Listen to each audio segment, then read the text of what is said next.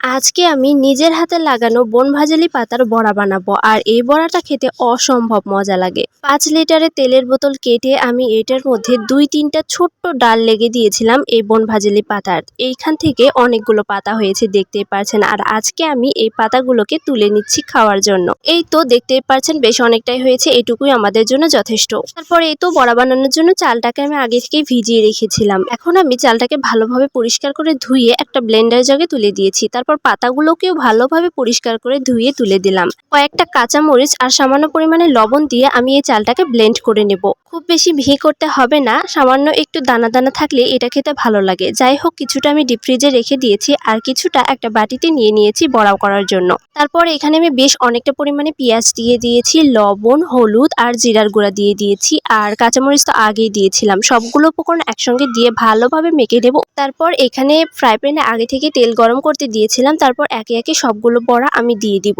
দিয়ে ভালোভাবে উল্টে পাল্টে লাল লাল করে ভেজে তুলে নেব।